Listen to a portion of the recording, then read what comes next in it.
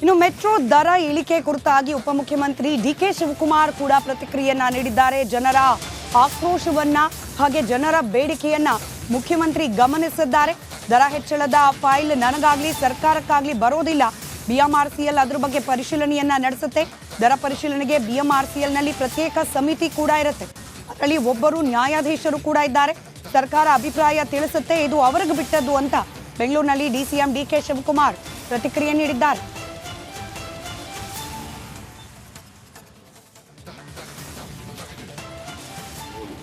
ಕರ್ನಾಟಕ ಸರ್ಕಾರ ಆಗಲಿ ನನಗಾಗಲಿ ಯಾವ ಫೈಲು ಬರೋದಿಲ್ಲ, ನನಗೆ ಯಾವುದು ರೋಲ್ ಇಲ್ಲ. ಜನದ್ದು ಬಯಕೆ ಇತ್ತು, ಅದನ್ನ ಮುಖ್ಯಮಂತ್ರಿಗಳು ಗಮನಿಸಿ ತಿಳಿಸಿದ್ದಾರೆ. ಅವರು ಅದನ್ನ ಪರಿಶೀಲನೆ ಮಾಡ್ತಾ ಇದ್ದಾರೆ. In the best interest of common man, best interest of BMRCL ಏನ್ ಡಿಸಿಷನ್ ತಗೊಳ್ತಾರೋ ತಗೊಳ್ಳಿ. ಅದಕ್ಕೊಂದು ಸಪರೇಟ್ ಕಮಿಟಿ ಇದೆ, ಅದಕ್ಕೊಬ್ರು ಜಡ್ಜ್ ನೇಮಕ ಮಾಡಿರ್ತಾರೆ. ನಾವು ಗೌರ್ಮೆಂಟ್ ನಮ್ಮ ಅಭಿಪ್ರಾಯ ತಿಳಿಸ್ತೀವಿ ಅಷ್ಟೇ. We don't have any role. Karnataka ಸರ್ಕಾರ ಆಗಲಿ ನನಗಾಗಲಿ ಯಾವ ಫೈಲು ಬರೋದಿಲ್ಲ, ನನಗೆ ಯಾವುದು ರೋಲ್ ಇಲ್ಲ. ಜನದ್ದು ಬಯಕೆ ಇತ್ತು, ಅದನ್ನ ಮುಖ್ಯಮಂತ್ರಿಗಳು ಗಮನಿಸಿ ತಿಳಿಸಿದ್ದಾರೆ. ಅವರು ಅದನ್ನ ಪರಿಶೀಲನೆ ಮಾಡ್ತಾ ಇದ್ದಾರೆ. In the best interest of common man, best interest of BMRCL ಏನ್ ಡಿಸಿಷನ್ ತಗೊಳ್ತಾರೋ ತಗೊಳ್ಳಿ. ಅದಕ್ಕೊಂದು ಸಪರೇಟ್ ಕಮಿಟಿ ಇದೆ, ಅದಕ್ಕೊಬ್ರು ಜಡ್ಜ್ ನೇಮಕ ಮಾಡಿರ್ತಾರೆ. ನಾವು ಗೌರ್ಮೆಂಟ್ ನಮ್ಮ ಅಭಿಪ್ರಾಯ. ಮತ್ತಷ್ಟು ಡೀಟೇಲ್ಸ್ ನಮ್ಮ ಪ್ರತಿನಿಧಿ ಚಂದ್ರು ನೀಡ್ತಾ ಹೋಗ್ತಾರೆ. ನೇರ ಸಂಪರ್ಕದಲ್ಲಿದ್ದಾರೆ. ಜನರ ಆಕ್ರೋಶ, ಪ್ರಯಾಣಿಕರ ಸಂಖ್ಯೆಯಲ್ಲಿ ಇಳಿಕೆ, ಇದೆಲ್ಲವನ್ನ ಗಮನಿಸಿರುವ ಸರ್ಕಾರ ಕೂಡ ಭರವಸೆ ನೀಡ್ತಾ ಇದೆ. ದರದಲ್ಲಿ ಇಳಿಕೆ ಮಾಡುವ ಒಂದು ಪ್ರಸ್ತಾವನೆಯನ್ನ ಸಲ್ಲಿಸ್ತೀವಿ ಅಂತ ಹೇಳಿ. ಬಟ್ ಇದ್ರಲ್ಲಿ ರಾಜ್ಯ ಸರ್ಕಾರದ ನಿರ್ಧಾರ ಎಷ್ಟರ ಮಟ್ಟಿಗೆ ಪರಿಗಣನೆಗೆ ತೆಗೆದುಕೊಳ್ಳೋ ಸಾಧ್ಯತೆ ಇದೆ? ಬಿಎಂಆರ್ಸಿಎಲ್ ನಿರ್ಧಾರ ಯಾವಾಗ ಪ್ರಕಟವಾಗುವ ಸಾಧ್ಯತೆ ಇದೆ ಚಂದ್ರು?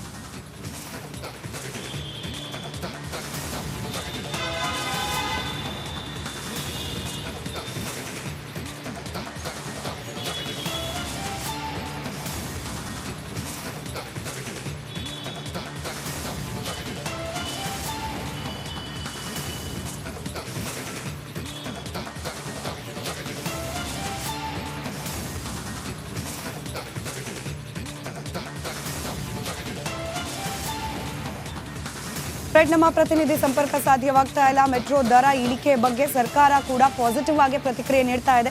ಮುಖ್ಯಮಂತ್ರಿ ಉಪಮುಖ್ಯಮಂತ್ರಿ ಇಬ್ಬರೂ ಕೂಡ ದರ ಪರಿಷ್ಕರಣೆ ಬಗ್ಗೆ ಬಿಎಂಆರ್ಸಿಎಲ್ ನ ಮೇಲೆ ಒತ್ತಡ ತರುವ ಪ್ರಯತ್ನವನ್ನ ಸರ್ಕಾರ ಮಾಡುವುದಾಗಿ ತಿಳಿಸಿದ್ದಾರೆ. ಡೀಟೇಲ್ಸ್ ನೊಂದಿಗೆ ನಮ್ಮ ಪ್ರತಿನಿಧಿ ಚಂದ್ರಶೇಖರ್ ಮತ್ತೊಮ್ಮೆ ನೇರ ಸಂಪರ್ಕದಲ್ಲಿ. ಚಂದ್ರಶೇಖರ್, ನನ್ನ ಧ್ವನಿ ತಲುಪ್ತಾ ಇದ್ರೆ ಬಿಎಂಆರ್ಸಿಎಲ್ ನಿಂದ ಅಧಿಕೃತವಾದ ಪ್ರಕಟಣೆಗಳು ಬರೋದಕ್ಕೆ ಎಷ್ಟು ಹೊತ್ತಾಗಬಹುದು? ಸರ್ಕಾರದ ಪಾತ್ರ ಎಷ್ಟರ ಮಟ್ಟಿಗೆ ಇರುತ್ತೆ ದರ ಇಳಿಕೆ ಮಾಡೋ ಪ್ರಕ್ರಿಯೆಯಲ್ಲಿ?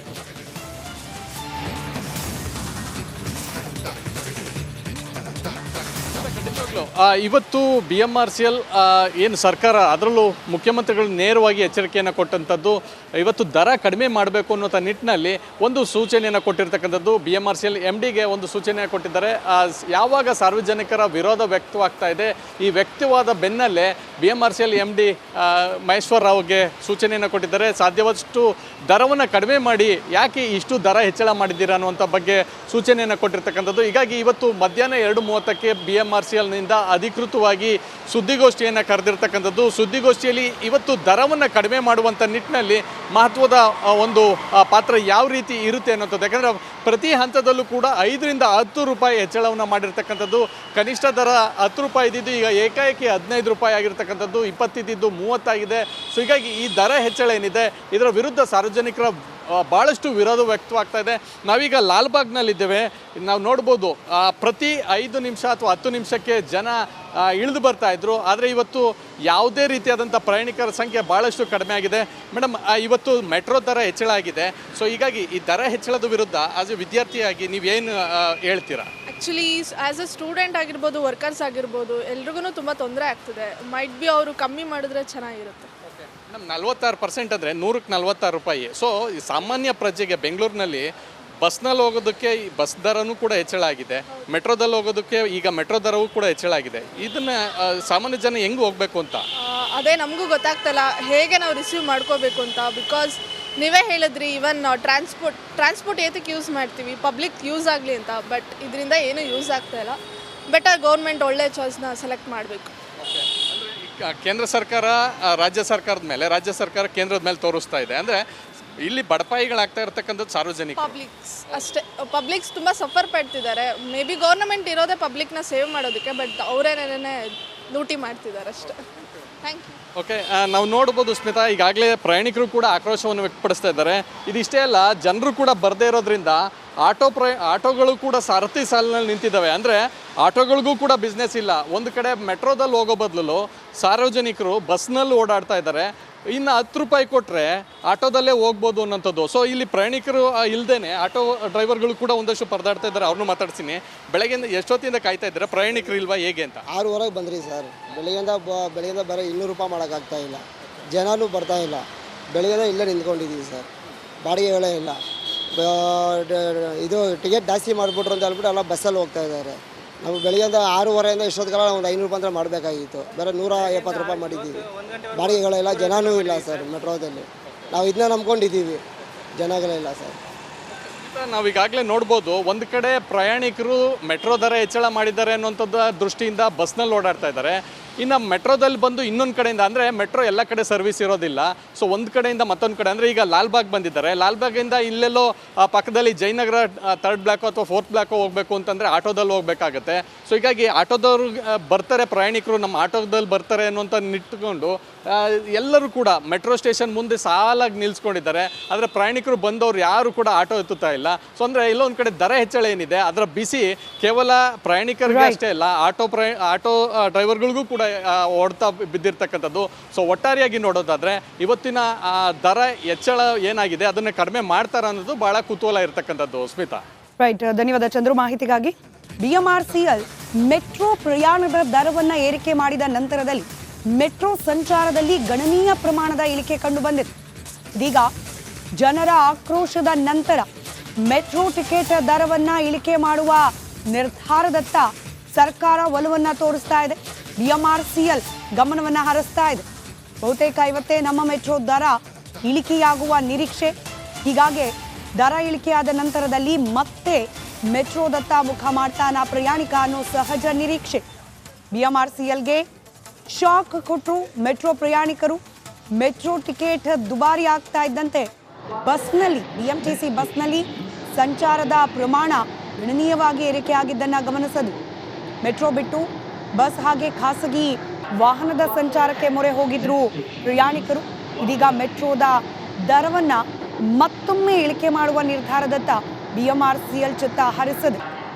ದರ ಇಳಿಕೆ ನಂತರದಲ್ಲಿ ಮತ್ತೊಮ್ಮೆ ಮೆಟ್ರೋದ ಸಂಚಾರ ದಟ್ಟಣೆ ಸಹಜ ಸ್ಥಿತಿಯತ್ತ ಮರಳುವ ನಿರೀಕ್ಷೆ ಇದೆ. Next station is Vajarahalli.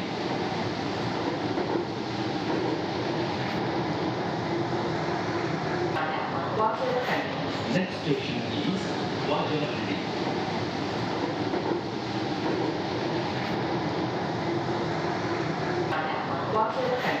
Next station is Vajarahalli.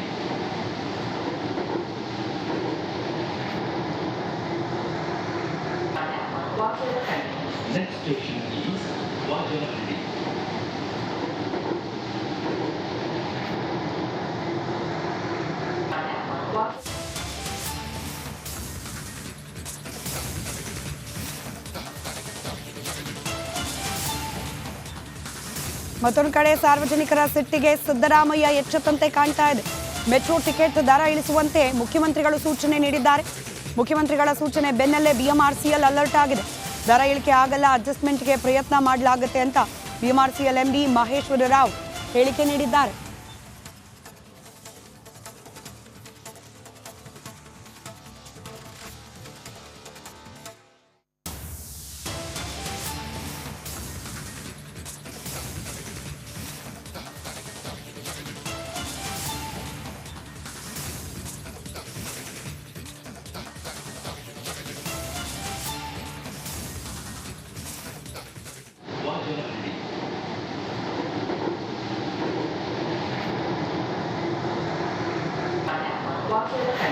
Next station is Vajarahalli.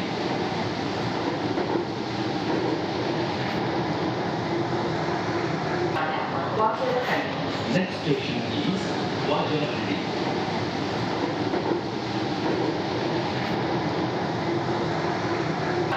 Next station is Vajanahandi.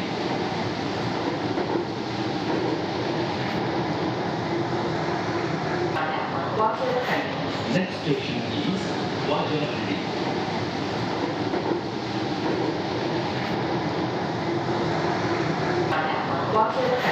Next station is Vajanahandi.